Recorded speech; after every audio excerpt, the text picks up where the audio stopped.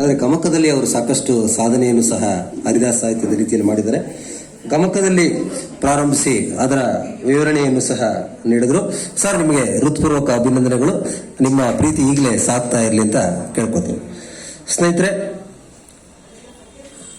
ವಾದಿರಾಜರ ಕೀರ್ತನೆಗಳಲ್ಲಿ ಛಂದೋ ವೈವಿಧ್ಯದ ಬಗ್ಗೆ ಒಂದು 9 ನಿಮಿಷ ಮಾತಾಡ್ತೀನಿ. ಸ್ನೇಹಿತರೆ, ಕನ್ನಡ ಹರಿದಾಸ ಸಾಹಿತ್ಯ ಅನ್ನುವಂಥದ್ದು ಕನ್ನಡ ಸಾಹಿತ್ಯ ಚರಿತ್ರೆಯಲ್ಲಿ ಒಂದು ಪ್ರಮುಖ ಘಟ್ಟವಾಗಿ ಇರುವಂಥದ್ದನ್ನ ನಮಗೆಲ್ಲರಿಗೂ ಗೊತ್ತಿರುವಂಥದ್ದನ್ನೇ. ಶಿವಶರಣರ ನಂತರ ಜನಸಾಮಾನ್ಯರಿಗಾಗಿ ಸುಲಭವಾಗಿ ನಿಲುಕುವ ಸಾಹಿತ್ಯವನ್ನ ರಚಿಸಿದಂಥವರು ನಮ್ಮ ಹರಿದಾಸರು. ಅಂದಿನಿಂದ ಇಂದಿನವರೆಗೂ ಈ ಸಮೃದ್ಧ, ವಿಶಾಲ, ವಿಶಿಷ್ಟ, ವೈಶಿಷ್ಟ್ಯ, ವಿಭಿನ್ನತೆಯನ್ನು ಒಳಗೊಂಡಂತಹ ಈ ಹರಿದಾಸ ಸಾಹಿತ್ಯ ಪ್ರಜ್ವಲವಾಗಿ ಮೆರಿತಾ ಇದೆ ಅವತ್ತಿನಿಂದ ಇವತ್ತಿನವರೆಗೂ. ಅದನ್ನ ಸಾಕಷ್ಟು ಜನ ಇವತ್ತು ಸಹ ನಮ್ಮ ಹಿರಿಯ ಗುರುಗಳಾಗಿ ವಾಸುದೇವ ಅಗ್ನಿಹೋತ್ರಿಯವರಾಗಿರ್ಬೋದು, ರಾಮಶೇಷನ್ ಆಗಿರ್ಬೋದು, APR ಆಗಿರ್ಬೋದು, ಗೋಕುಲ್ನಾಥ್ ಆಗಿರ್ಬೋದು, ಎಲ್ಲರೂ ಸಹ ಮುನ್ನಡೆಸ್ತಿರುವಂಥದ್ದನ್ನ ನಮಗೆಲ್ಲರಿಗೂ ಗೊತ್ತಿರುವಂಥ ವಿಚಾರಗಳೇ. ಇಷ್ಟು ಸುದೀರ್ಘವಾದ ಇತಿಹಾಸವಿದ್ದರೂ ಇದರಲ್ಲಿ ವಿಶೇಷವಾದ ಪ್ರತಿಭೆಯಿಂದ ಅವತ್ತಿನ ಸಂದರ್ಭದಲ್ಲಿ ಮೆರೆದಂಥವರು, ನಮ್ಮನ್ನೆಲ್ಲ ಒಂದು ಘಟ್ಟಕ್ಕೆ ಸೇರಿಸಿದಂಥವರು ಕೆಲವು ಮಂದಿ ಮಾತ್ರ. ನಮ್ಮ ಶ್ರೀಪಾದರಾಜರಾಗಿರ್ಬೋದು, ವ್ಯಾಸರಾಜರಾಗಿರ್ಬೋದು, ಪುರಂದರದಾಸರಾಗಿರ್ಬೋದು, ಕನಕದಾಸರಾಗಿರ್ಬೋದು, ಹೀಗೆ ಸಾಕಷ್ಟು ರೀತಿಯಾದಂತಹ ನಮ್ಮ ಕೀರ್ತನೆಕಾರರು, ಹರಿದಾಸರು ಬಹಳಷ್ಟು ರೀತಿಯಲ್ಲಿ ನಮ್ಮ ಸಾಹಿತ್ಯವನ್ನ, ಹರಿದಾಸ ಸಾಹಿತ್ಯವನ್ನ ಮೆರೆಸಿದ್ದಾರೆ ಅಂತಂದ್ರೆ ತಪ್ಪಾಗಲಾರದು. ಅಂಥವರ ಸಾಲಿನಲ್ಲಿ ನಮ್ಮ ಶ್ರೀ ವಾದಿರಾಜರು ಸಹ ಒಬ್ರು ಅಂತಂದ್ರೆ ತಪ್ಪಾಗಲಾರದು. ಶ್ರೀ ವಾದಿರಾಜರ ದೀರ್ಘ ಕೃತಿಗಳಂತೆ ಕಿರುಕೃತಿಗಳಲ್ಲೂ ಅವರ ವ್ಯಕ್ತಿತ್ವದ ಕೆಲ ವಿಶಿಷ್ಟದ ಗುಣ ಪಡಿಮೂಡಿದ್ದು ನಮಗೆ ಅವರ ಕೀರ್ತನೆಗಳಿಂದ ತಿಳಿದು ಬರುತ್ತೆ ಅನ್ನುವಂಥದ್ದು ಬಹಳ ಮುಖ್ಯ. ತತ್ವವಾದ ನಿರೂಪಿಸುವಲ್ಲಿ ಅಂತರಂಗದ ಅನುಭವ ಸೊಗಸಾಗಿ ಅಭಿವ್ಯಕ್ತಗೊಂಡು ಸಾಹಿತ್ಯದ ಸೌಂದರ್ಯವನ್ನ ಅದರಲ್ಲಿ ನಾವು ಕಾಣೋದಕ್ಕೂ ಸಹ ಸಾಧ್ಯತೆ ಆಗುತ್ತೆ.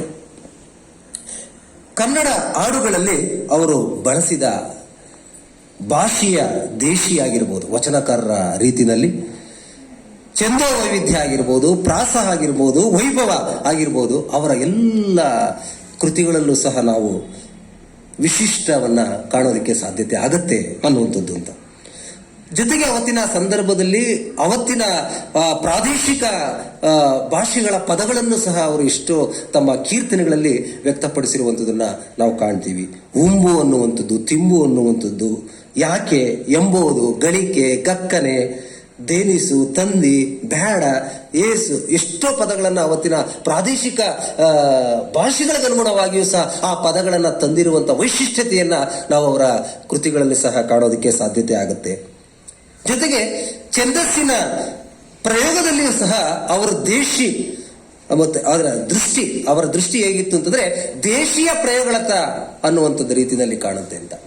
ಯಾಕೆ ಅಂತಂದ್ರೆ ಎಷ್ಟೋ ಸರಿ ವಾಸುದೇವ ಅಗ್ನಿಹೋತ್ರಿ ಅವರು ಹೇಳ್ತಾ ಇರ್ತಾರೆ, ಅಂದ್ರೆ ನಾವು ಎಷ್ಟೋ ಸಂಸ್ಕೃತವನ್ನು ಕಲ್ತಿರ್ಬೋದು, ಇಂಗ್ಲಿಷ್ ಕಲ್ತಿರ್ಬೋದು, ಆದ್ರೆ ಸಾಮಾನ್ಯರಿಗೆ ಅರ್ಥವಾಗುವಂತ ಅವರ ಮಾತೃಭಾಷೆಯಲ್ಲಿ ನಾವು ಕೊಟ್ಟಾಗ ನಾವು ಹೆಚ್ಚು ಹತ್ತಿರವಾಗ್ತೀವಿ ಅಂತ ಅವರು ಸಾಕಷ್ಟು ಸರಿ ಅದು ಹೇಳುವಂಥದ್ದನ್ನ ಕಾಣ್ತೀವಿ. ಹಾಗೆ ದೇಶೀಯ ಛಂದಸ್ಸಿನಲ್ಲಿ ವಾದಿರಾಜರು ಕೊಡ್ತಿದ್ದಂತಹ ಆ ಶೈಲಿನೇ ಬೇರೆ ಎನ್ನುವಂತ ರೀತಿಯಲ್ಲಿ ನಾವು ಕಾಣಬಹುದು. ಸಂಸ್ಕೃತವನ್ನ ತುಂಬಾ ಅರಗಿಸ್ಕೊಂಡಿದ್ರು ಸಹ ಕನ್ನಡದಲ್ಲಿ ಕೊಟ್ಟಂತದನ್ನ. ಅದಕ್ಕೆ ವ್ಯಾಸರಾಯರು ಹೇಳಿದಂಥದ್ದು, ಪುರಂದರದಾಸರು ಮತ್ತು ಕನಕದಾಸರನ್ನ ಯಾಕೆ ಮೆಚ್ಚುಗೆ ಮಾತುಗಳನ್ನ ಅವ್ರು ಹೇಳ್ತಿದ್ರು ಅಂತಂದ್ರೆ, ನಾವು ಸಂಸ್ಕೃತದಲ್ಲಿ ಹೆಚ್ಚು ಪ್ರಾಧಾನ್ಯತೆ ಪಡ್ಕೊಂಡಿರ್ಬೋದು, ಆದ್ರೆ ನೀವು ಕನ್ನಡದಲ್ಲಿ ಹೆಚ್ಚು ಪ್ರಾಧಾನ್ಯತೆ ಪಡ್ಕೊಂಡಿದ್ದೀರಾ, ನಿಮ್ಮ ಕೀರ್ತನೆಗಳ ಮೂಲಕ ಎಲ್ಲರ ಮನೆಗಳಲ್ಲೂ ನೀವು ತಲುಪುವಂತ ಕೆಲಸವನ್ನ ನೀವು ಮಾಡಿದ್ದೀರಾ ಅಂತ.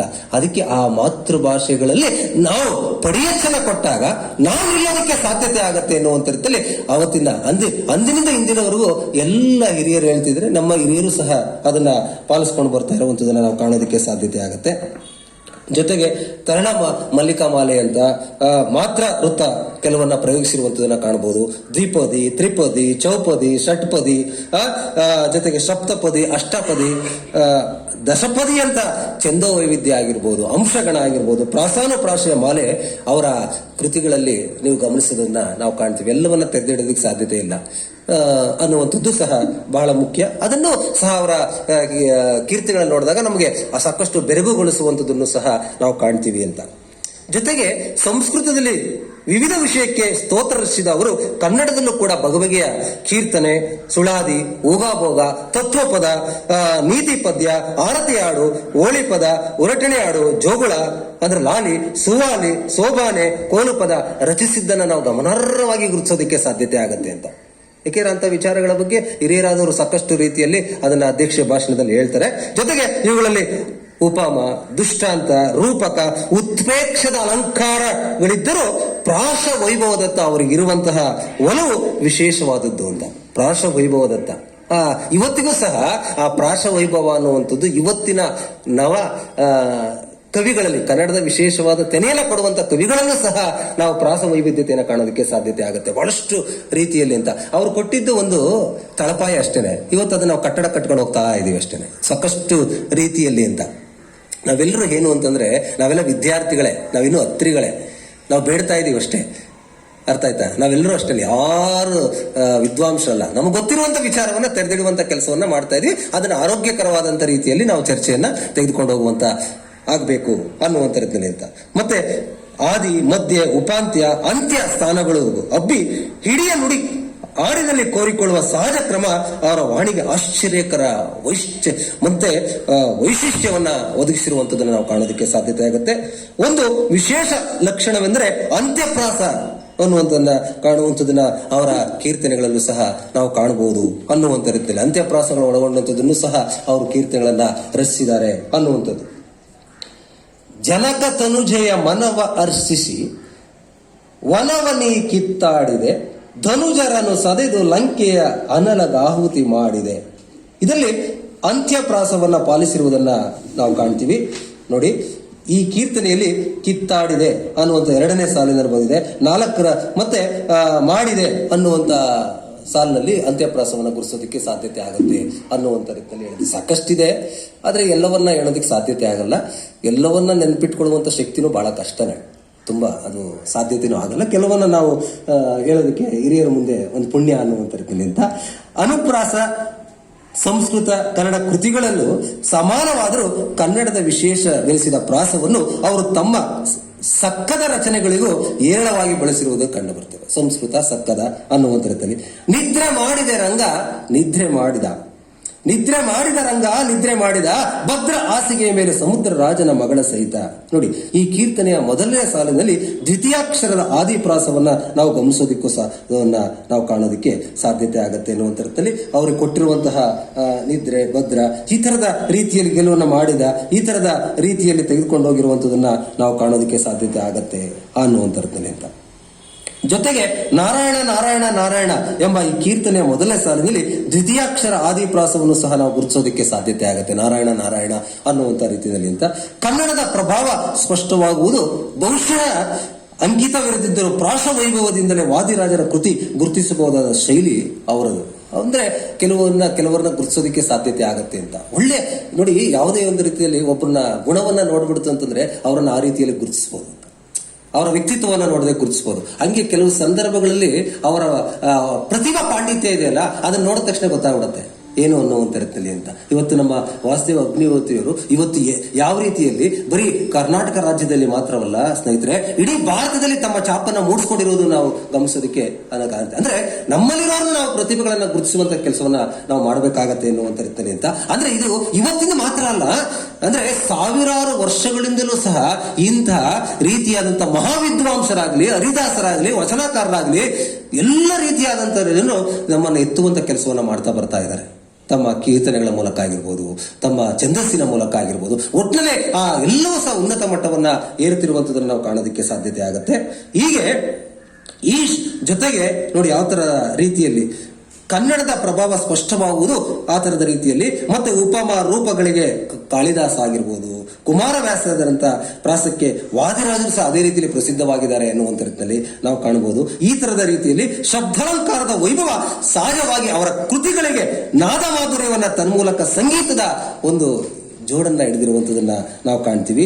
ಮತ್ತೆ ನಮ್ಮ ದೇಶೀಯ ಸಂಗೀತ ಶುದ್ಧವಾಗಿ ಉಳಿದಿರುವಂಥದ್ದು ಇಂಥ ಭಕ್ತ ಕವಿಗಳಿಂದ ಮಾತ್ರ ಅನ್ನುವಂಥ ರೀತಿಯಲ್ಲಿ ಕಾಣೋದಕ್ಕೆ ಸಾಧ್ಯತೆವಾಗುತ್ತೆ. ಸಂಗೀತ ಶುದ್ಧವಾಗಿ ಉಳಿದಿರುವಂಥದ್ದು ಅಲ್ವಾ ಸರ್?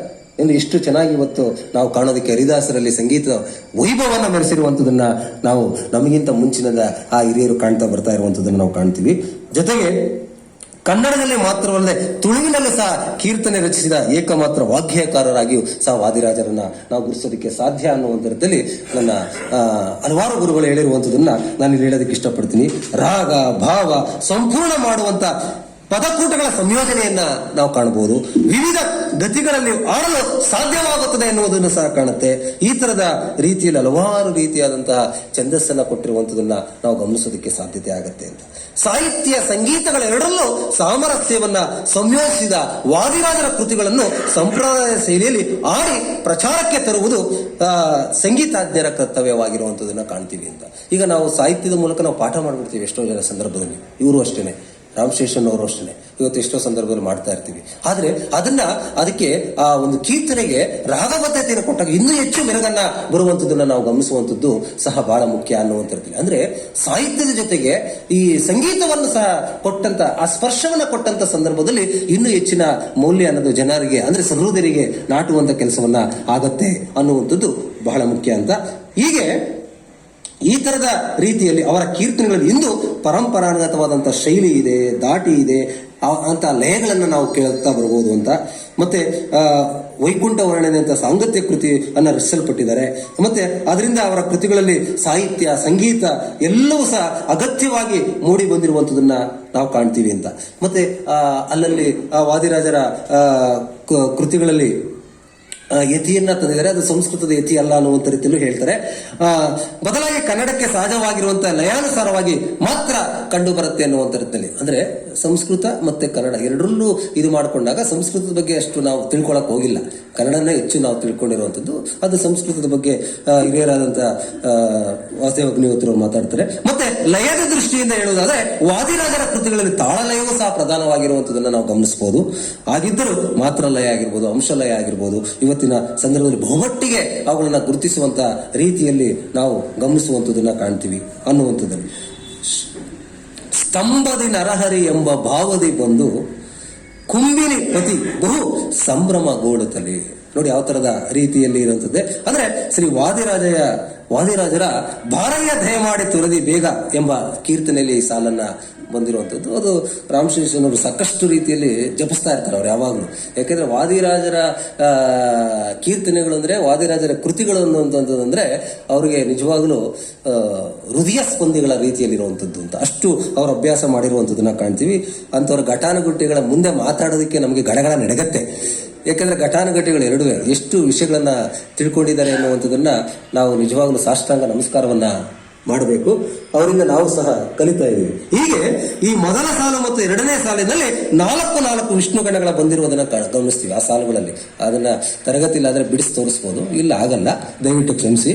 ಹೀಗೆ ಬಂಧದಲ್ಲಿ ಅಂತ್ಯದ ರುದ್ರಕ್ಕೆ ಬದಲು ಬ್ರಹ್ಮನನ್ನ ತಂದಾಗ ಮತ್ತೊಂದು ಈ ಒಂದು ಬಂಧ ಸಿದ್ಧವಾಗುತ್ತದೆ ಎನ್ನುವಂಥದ್ದು ಸಹ ಅದಕ್ಕೂ ಒಂದು ಮಾದರಿಯನ್ನ ಕೊಟ್ಟಿದ್ದಾರೆ. ಈ ತರದ ರೀತಿಯಲ್ಲಿ ಸಾಕಷ್ಟು ರೀತಿಯಾದಂತಹ ಕೀರ್ತನೆಗಳನ್ನ ನಾವು ಕಾಣೋದಕ್ಕೆ ಸಾಧ್ಯತೆ ಆಗುತ್ತೆ ಅನ್ನುವಂಥದ್ದು. ಅವರ ಕೀರ್ತನೆಗಳಲ್ಲಿ ಈ ತರದ ವೈವಿಧ್ಯತೆಯನ್ನ ಮೌಲ್ಯವನ್ನ ಕಾಣೋದಕ್ಕೂ ಸಹ ಸಾಧ್ಯತೆ ಆಗುವಂಥದ್ದನ್ನ ನಾವು ಗಮನಿಸ್ತೀವಿ. ಒಟ್ಟಿನಲ್ಲಿ ಈ ವಾದಿರಾಜರ ಕೀರ್ತನೆಗಳಲ್ಲಿ ಬರುವಂತ ನೂತನ ಪ್ರಭೇದಗಳ ಬಗ್ಗೆ ನಾನು ಕೆಲವು ವಿಚಾರಗಳನ್ನ ಮಾತ್ರ ಸ್ಪಷ್ಟಪಡಿಸಿದಂತೆ. ನಾನು ಇದರಲ್ಲಿ ಅಧ್ಯಯನ ಮಾಡ್ತಾ ಇದ್ದೀನಿ ನಾನು. ಯಾಕೆಂದ್ರೆ ನಾನು ಇಲ್ಲಿ ಅಂಬೆಗಾಲು ಇಡ್ತಾ ಇರುವಂತದ್ದು, ನಾನು ಹೆಚ್ಚು ತಿಳ್ಕೊಳ್ಳೋದಕ್ಕಾಗಿಲ್ಲ ಇನ್ನು ಅಧ್ಯಕ್ಷರೇ. ನಾವಿನ್ನು ಇದರಲ್ಲಿ ಏನು ಮಾಡ್ತಾ ಇದೀವಿ ಅಂದ್ರೆ ಅಂಬೆಗಾಲು ಇಡ್ತಾ ಇದೀವಿ. ಯಾಕೆ ಅಂತಂದ್ರೆ ಹರಿದಾಸ ಸಾಹಿತ್ಯ ಅನ್ನುವಂಥದ್ದು, ಅದರಲ್ಲೂ ವಾದಿರಾಜರ ಕೀರ್ತನೆಗಳಾಗ್ಲಿ ಕೃತಿಗಳಾಗ್ಲಿ ಸಾಗರಕ್ಕಿಂತ ಹೆಚ್ಚಾಗಿರುವಂಥದ್ದು. ಆದ್ರಿಂದ ನಾವೇನೋ ಒಂದು ರೀತಿಯಲ್ಲಿ ನಾವು ಈ ಸಮುದ್ರದಲ್ಲಿ ಒಂದು ಸ್ಪೂನ್ಗಿಂತ ಕಡಿಮೆಯಷ್ಟು ಹನಿಯನ್ನ ತೆಗೆದುಕೊಂಡು ಹೋಗುವಂತ ಕೆಲಸವನ್ನ ನಾವು ಮಾಡ್ತಾ ಇದ್ದೀವಿ. ಆದ್ರಿಂದ ಆ ಮೂಲಕ ವಾದಿರಾಜರ ಕೆಲವು ಕೃತಿಗಳ ಛಂದಸ್ಸನ್ನ ಇನ್ನೂ ಹೆಚ್ಚು ವೈವಿಧ್ಯವಾಗಿರುವಂತಹ ವಿಚಾರಗಳನ್ನ ನಾನು ಕಡಿಮೆ ಸಮಯವನ್ನ ಇಟ್ಕೊಂಡು ಮಾತಾಡಿದ್ದೀನಿ. ಅಂದ್ರೆ ನನಗೆ ಗೊತ್ತಿರುವಂತಹ ವಿಚಾರವನ್ನ ನಿಮ್ಮ ಮುಂದೆ ತೆರೆದಿಟ್ಟಿದ್ದೀನಿ. ಅದರಲ್ಲೇನೇ ಲೋಪದೋಷಗಳಿದ್ರೂ ಸಹ ಹಿರಿಯರಾದಂಥ ಇಬ್ಬರು ಘಟಾನುಘಟಿಗಳು ಅದನ್ನ ಸರಿಪಡಿಸುತ್ತಾರೆ ಅಂತ ಹೇಳ್ಕೊಂಡು ನನ್ನ ಈ ಕೆಲವು ವಿಚಾರಗಳನ್ನ ಕೇಳಿದಂತ ನಿಮ್ಮೆಲ್ಲರ ಮುದ್ದು ಕಿವಿಗಳಿಗೆ ಹೊಂದಿಸಿ ನನ್ನ ಮಾತುಗಳನ್ನ ಮುಗಿಸ್ತೀನಿ. ಹೃತ್ಪೂರ್ವಕ ಧನ್ಯವಾದಗಳು. ಈಗ ಮತ್ತೊಬ್ರು ಪ್ರಬಂಧವನ್ನ ಮಂಡನೆ ಮಾಡಲಿದ್ದಾರೆ. ಭಾರತಿ ನಾಗೇಂದ್ರ ಅವರು ಕನಕದಾಸರ ಕೀರ್ತನೆಗಳಲ್ಲಿ ಪೌರಾಣಿಕ ಪ್ರಜ್ಞೆ ಎನ್ನುವಂತ ವಿಚಾರವಾಗಿ ಮಾತಾಡ್ತಾರೆ. ದಯವಿಟ್ಟು ಬಂದು ತಮ್ಮ ಪ್ರಬಂಧವನ್ನ ಮಂಡಿಸಬೇಕಾಗಿ ಕೇಳ್ಕೊಳ್ತೀನಿ.